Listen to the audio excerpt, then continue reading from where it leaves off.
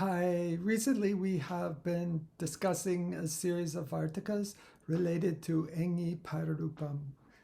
Engi Pararupam Eve Chaniyoge Shakhantvadishu Pararupam Vacham Simantah Keshaveshe Sarangaf Pashupakshinoho Otvoshthayo Samaseva. Now we come to a sutra that's not dissimilar from the recent Vartikas, as fate would have it.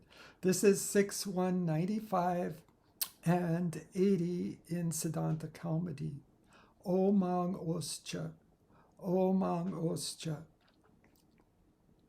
It also has some things in common from my point of view, because it's the kind of sutra that I think one might overlook. It seems to be very narrowly focused and maybe incidental, but it has two characteristics at least, which are sometimes overlooked by contemporary scholars. I don't know why exactly, but we will look into them. So, Om Ang Oscha, Om Ang Oho Cha, Om Ang Oho Cha, Anuvritti Ad Pararupam Ekaha Purva Parayoho. So the full sutra would be At Om Ang Oho Cha Parayoho Purva Parayoho Sthane Ekam Pararupam. At Omang Oho Cha Parayoho Purva Parayoho Sthane Ekam Pararupam. So, when Om or Ang follow in place of both the preceding and the following letters, a single Pararupa comes. A single Pararupa comes. And so now this gets more interesting by virtue of the examples. So, first one, and I don't understand anything about this, but at least one contemporary translator and commentator on this sutra doesn't use these examples at all, and as a result, one of the most interesting aspects of it from a different point of view is lost. But these are the ones that Prabhakar Shastri and Batoji Dikshita use. So we'll go with those. So the first one is Shivaya Om Namaha. Shivaya Om Namaha. So in Shivaya Om, we have the O of Om following A. So by this sutra, both in place of both the final A of Shivaya and the beginning O of Om, in place of both of those, a sound resembling that of O, the following one, replaces both of them. So Shivaya Om Namaha becomes Shivayom. Shivayom, as opposed to what? Well, Viritirechi. Viritirechi is opposed to Shivayom, which certainly doesn't ring the same way. So that seems non-trivial to me. Okay, it's just my point of view.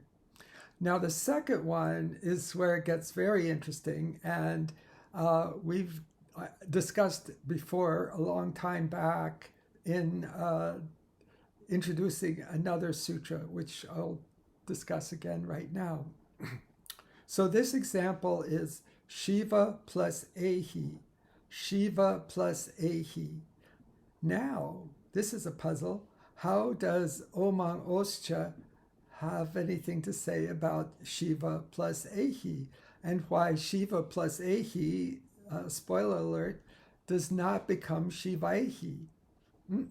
So let's look at that in more detail. So here we have Shiva plus Ahi. Shiva plus Ahi. Now, on the surface, we would think Vritirechi, A-O-I, ouch, H, when A is followed by H, A-O-I, ow, Vritihi comes. So it just as Shiva should be Shiva Aum by that. So this should be Shivaihi, Shivaihi. But that's Sanuka. That's not what we're looking for. Now, here's where it gets interesting.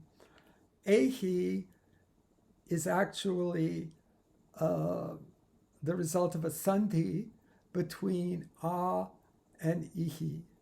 A and Ihi. And it's not any A, it's Ang. Ang. So we got to know that for this to work. So Ahi is the result of a sandhi between Ang and Ihi, and that becomes Ahi by Atgunaha. So, Atgunaha.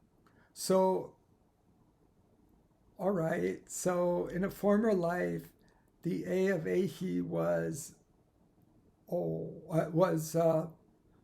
Ang, actually. So the A was Ang before it hooked up with Ihi. Now, how does that get us where we want to go?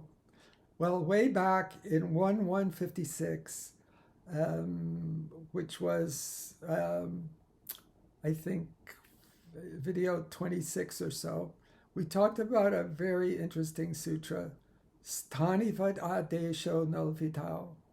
Sthanivad Adesho Nalvitao, which says that an Adesha shall be Sthanivat, with an exception that we won't go into because it doesn't really do us any good. So an Adesha, a substitute, shall be Sthanivat. Well, what does Sthanivat mean? Well, in this case, it means that the A of Ahi is Sthanivat with Ang. The A of Ahi is Sthanivat of Ang, which means it is still Ang. It's still Ang as well as being A. That A of Ang remains within it. You have to know that, but that's how it is.